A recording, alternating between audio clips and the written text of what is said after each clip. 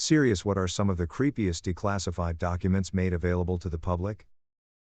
Dude and his wife kidnapped young girls for his sex dungeon and played this tape for them when they woke up, detailing what he was going to do to them, including torture, raped by his dog, and how he doesn't get caught by brainwashing them to forget. Edit. Warning. Once you read, you can never go back. Be prepared to have your soul shaken. Methods of reported torture that author Douglas Valentine wrote were used at the interrogation centers included rape, gang rape, rape using eels, snakes. Military intelligence officer K.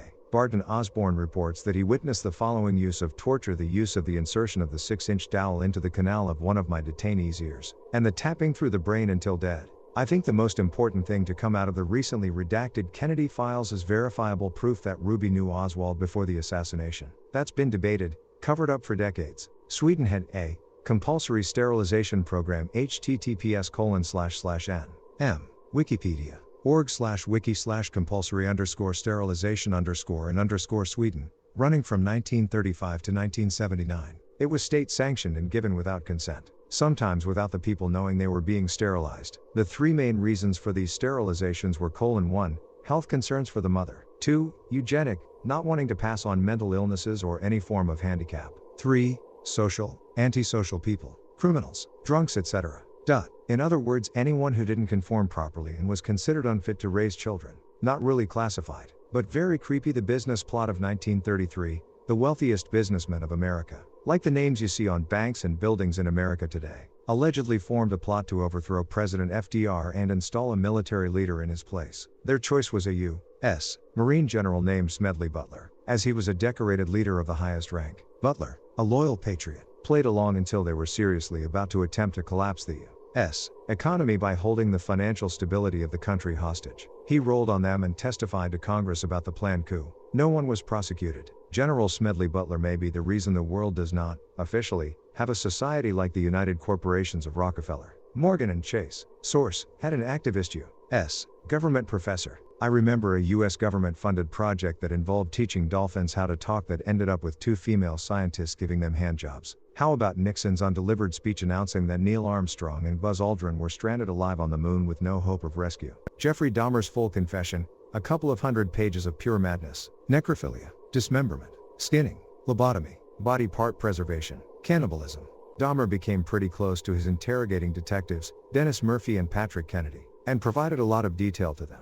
A lot of it in a pretty candid, offhand manner. It's incredibly hard to find Dahmer's confession online without it being behind a paywall, but it is in the public domain, so I've provided link to the PDF downloads. The first 63 pages are mainly forms and letters. The real meat of the confession starts afterwards. Dahmer was caught just after I had read Silence of the Lambs. A central plot point of the book is that they catch the serial killer by profiling him. One of their tenets, proved correct in the book, is that the guy must have his own relatively isolated house to himself or he couldn't get away with what he was doing. Then Dahmer is busted after years of living in an apartment building where everybody complained about the smell of rotting meat, and where the police actually brought his victims back to him. Definitely the Jonestown death tape. That shit proves to be a solid way to lose all chances of sleep. So, here's some context. Jim Jones started a cult called the People's Temple, yes, without the apostrophe, and eventually they moved to a new settlement they built in Guyana called Jonestown, named after their leader, since he made them believe he was some form of the Messiah, as a lot of cult leaders did. He could control them all to do whatever he pleases. And one of the things they did was practice drinking Flavor Aid, not Kool-Aid as commonly believed, to prepare themselves for the time when they commit revolutionary suicide. These practices were just normal Flavor Aid, Kool-Aid, but Jones told them it was poison just to see their reactions. When the time came, someone recorded what was, essentially, the sounds of people drinking Flavor Aid laced with cyanide, alongside a fatal cocktail of other substances. Many victims, including young children, which you could hear screaming in the audio. 900 or so people died. Only a few didn't. This was the biggest loss of American life in a deliberate act until 9/11, and there is an audio recording of it. And just a very strong reminder, this wasn't mass suicide. This was mass murder. Many people were willing to die at his hands, but all the children and some of the adults didn't. Since all of them were forced to take the drink, it wasn't their own choice to drink it. It was Jones's. So, whilst people believed that it was a suicide, they were all duped into being murdered by Jim Jones. Edit. Fixed the largest loss of American life fact to add in a deliberate act, and talked a bit more about how it was mass murder, not mass suicide. One detail that's often left out here is that Jones had a U.S. congressman killed, which sent him into a panic and led to the mass suicide. Congressman Leo Ryan was sent to Jonestown, along with a small news crew, to investigate the compound. While he was there, a handful of people approached him who wanted to return to America, and he agreed to bring them home. When Jones found out people were leaving, he had a few of his most loyal members essentially go undercover as members who also wanted to leave. Once they all got into the planes, the loyalists fired on Leo Ryan, the pilot, and the members who were leaving. The plane carrying the news crew was able to escape. Having now killed a congressman, Jones knew his time was up and initiated the mass suicide. Keeping in mind that in the past Jones had run trial runs with his people who did not yet know of Ryan's death. Many of them likely had no idea they were actually going to die that time. A member of the news crew later told an investigative committee that as they were leaving, the congressman told Jones that he was running a great place out here, so Jones must have been very concerned about what the ex-members were going to say once they were back in the US. Either way, the man was seemingly consumed by paranoia at that point.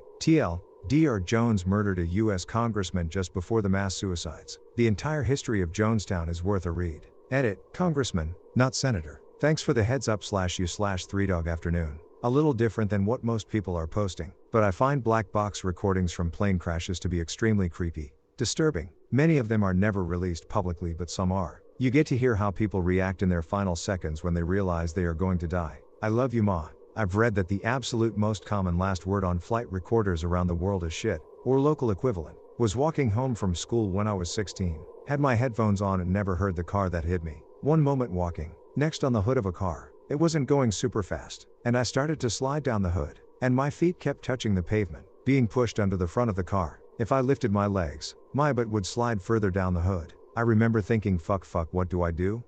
But I couldn't find purchase with my hands. Finally, the voice in my head just went silent. And from that shit, just a calm, very not frantic shit. I was about to be run over, and that was the only thought in my head. Then the guy finally slammed on his brakes and I flew off, rolled a few times, got some pretty bad road rash. I just lay there for a while, and whoever it was just turned around and drove off. Like, fuck whoever it was, but they likely think they killed or maimed a kid and drove off, and possibly never found out I'm fine.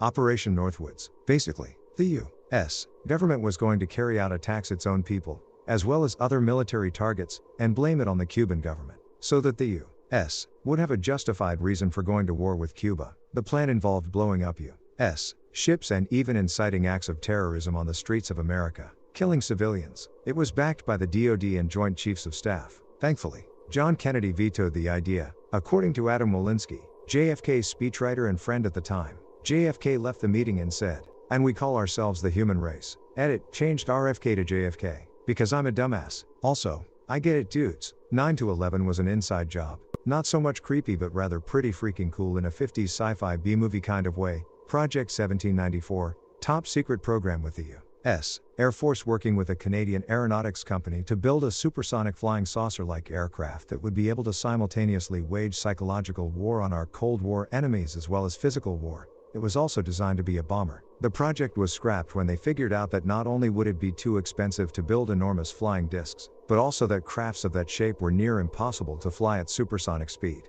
I'm pretty sure a lot of UFO conspiracies were started by their smaller test flight models. Not sure if it's declassified, but the case of Hisashi Ouchi, he was a Japanese nuclear plant worker who was exposed to a lot of radiation which left him looking like a Fallout ghoul. They kept him alive for 3 months even though he was in a lot of pain. His heart even stopped 3 times in an hour, but they kept on resuscitating him. I don't know much about it, but it is interesting to read about. The most shocking part of this story to me is that it happened in fucking 1999. This wasn't some World War II era shit, when we almost blew up North Carolina with a nuclear bomb.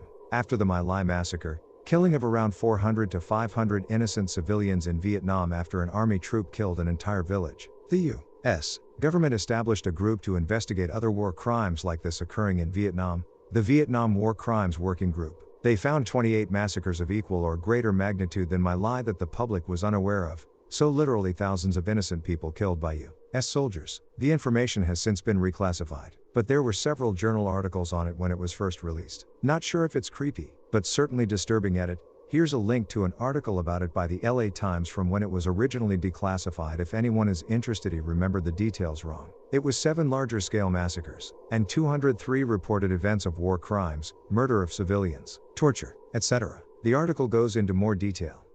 The officer, William Calley, responsible for My Lai had a sentence of only 3 years for murdering over 20 people. He's still alive today. It's fucked. He was actually a hero in the eyes of the American public at the time. Jimmy Carter even led a campaign to pardon Calley. Contra Riley, Hugh Thompson, the helicopter pilot who essentially ended the incident, was demonized for years after. 1957 to 1958, the U.S. Army sprayed zinc cadmium sulfide in primary African American areas of Street, Louis to test the dispersion and geographic range of bio or chem attacks. It's considered a probable human carcinogen. The Pentagon maintains to this day that no one got ill from it. But residents and leaders of Street, Louis speak differently. This only got widespread exposure after Missouri's 2 senators demanded the declassification of the project about 10 years ago. A man named Joseph McMoneagle claimed he had the unusual talent known as remote viewing, where he had the ability to see the world through another person's eyes at any physical place, and any place in time. The CIA ran a test on him in 1984 where they tried to discredit his ability. They gave him a piece of paper with coordinates and a date and time written on it, and told him to tell them what he saw. The catch was the coordinates were on Mars and the date was 1,000,000 years in the past. However, to their surprise, when McMoneagle began to describe what he saw, he described an unfamiliar landscape, and said that he viewed a civilization in dire state. He then went on to describe complex infrastructure spanning the strange landscape, such as roads, aqueducts, channels and pyramids. He described the entities that he saw as tall shadowed figures, and it appeared that their situation was critical and on the brink of apocalypse. The CIA declassified the entire transcript, which can be read by anyone online.